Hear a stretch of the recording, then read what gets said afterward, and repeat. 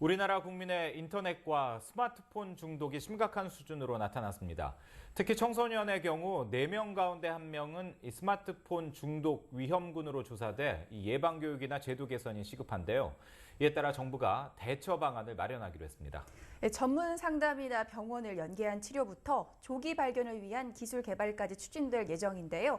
자세한 내용은 한국정보화진흥원 미디어 중독 대응부 엄나래 책임연구원 전화로 연결해서 알아보겠습니다. 연구원님 안녕하십니까? 네, 안녕하세요. 네, 통신 장애가 발생을 하면 심한 불안감을 호소할 만큼 스마트폰이나 또 인터넷에 의존하는 분들이 많은데요. 현재 이렇게 스마트폰과 또 인터넷에 빠진 중독 위험군 비율이 얼마나 되나요? 네, 아시는 바와 같이 올해 상반기 내에 우리나라 스마트폰 이용자가 4천만 명을 넘어설 것으로 예상하고 있습니다. 네. 국내 스마트폰 이용자가 전체 인구 대비 80%에 육박한 상황에서 우리나라 청소년과 성인 스마트폰 이용자 10명 중에 1명 정도는 스마트폰 중독 위험군에 속하는 것으로 나타났는데요. 이러한 결과를 얻기 위해서 매년 미래창조과학부와 한국정보화진흥원에서는 인터넷 중독 실태 조사를 하고 있는데 지난해 전국 만 5세에서 54세 인터넷 이용자 17,500명을 대상으로 조사한 결과 유아동 청소년 성인 인터넷 이용자의 7% 정도가 인터넷 중독 위험군으로 조사되었고요. 또 만 10세에서 54세 스마트폰 이용자 15,564명을 대상으로 표준화된 스마트폰 중독 척도를 활용해서 조사한 결과 앞서 말씀드린 것처럼 청소년과 성인 스마트폰 이용자의 11.8% 정도가 스마트폰 과다 사용으로 인한 중독 위험을 보이는 것으로 조사되었습니다. 11.8%. 네. 사실 저희도 방송 전에 우리도 중독이 아닐까 이런 얘기도 해봤는데 그 중독 증상이 초기 단계부터 고위험군까지 나눠진다고 들었는데 이게 단계별로 어떻게 특성이 나타납니까? 네네. 요즘 스마트폰 중독, 인터넷 중독이라는 용어를 흔히들 많이 알고 계신데요. 이 용어가 사실은 굉장히 최근에 일어난 현상이기 때문에 아직까지 한문적으로 합의된 개념은 없습니다. 하지만 이 국민의 건강한 스마트폰 이용을 그냥 방관하고 있을 수만은 없기 때문에 저희가 정책적으로 이 개념을 먼저 도입해서 활용하고 있는데 정책적인 측면에서 스마트폰 중독 위험이라는 것은 스마트폰을 과다 사용해서 이에 대한 금단, 내성, 일상생활 장애의 특성을 보이는 것을 의미하고요. 질문하신 중독 위험의 초기 단계는 잠재적 위험 단계라고 할 수 있는데 이 단계에서는 중독 위험의 핵심 개념인 금단, 내성, 일상생활 중에 한 가지 이상의 증상을 보이면서 스마트폰 이용에 대한 사용 조절력이 점차 감퇴되는 것이 특징이고요. 이 잠재적 위험 단계에서 보다 심화되면 금단, 내성, 일상생활 장애의 특성을 모두 보이는 고위험군으로 이행되는데 이 단계에서는 우울이나 불안과 같은 일반적인 정신건강상의 문제도 함께 나타나기 쉽습니다.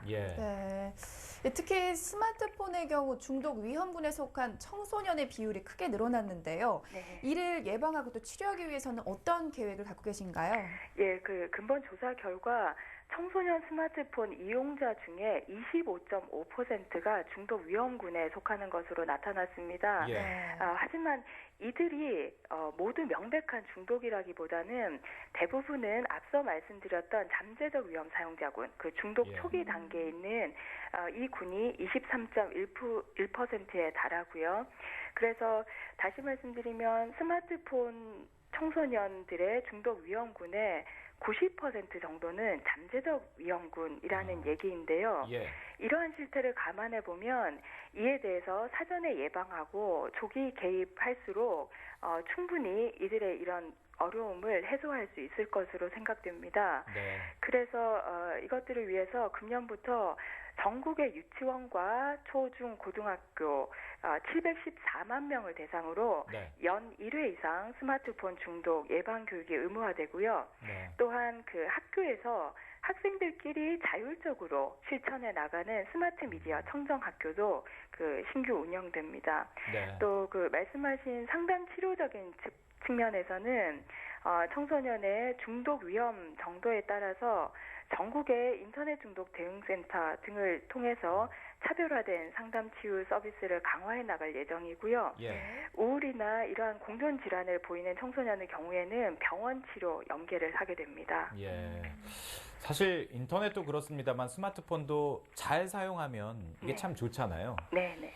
그렇기 때문에 물론 중독 예방에도 신경을 써야겠지만 이걸 잘 활용할 수 있는 방법 이런 것들도 좀 잘 알려주는 것도 좋을 것 같은데요. 이와 관련해서 어떤 계획이 있을까요? 네, 그렇습니다.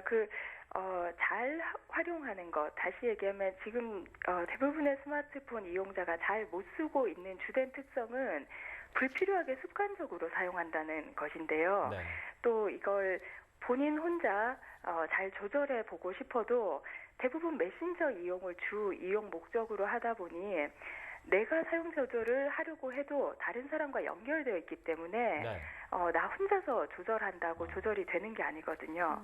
예, 그래서 그 근본 조사 결과에서도 보면 스마트폰 이용자의 91%가 스마트폰 중독 문제가 심각하다라고 인식하고 있는 것으로 나타났는데요. 이러한 인식에 기반해서 우리 사회 전체적으로 건강한 스마트폰 이용에 대한 공감대 형성이 우선시 되어야 될 것 같고요. 예. 또 유해정보 차단 소프트웨어나 스마트폰 시간 관리 프로그램이 다양하게 나와 있습니다. 이러한 기능들을 저희가 더 개선하고 또 잘 모르시는 분들께는 보급을 더 확대해서 스마트폰을 건강하게 잘 활용하실 수 있도록 기술적으로 지원을 강화해 나갈 계획입니다. 예. 네, 잘 들었습니다. 지금까지 한국정보화진흥원 미디어 중독대응부 엄나래 책임연구원이었습니다. 오늘 말씀 감사합니다. 감사합니다.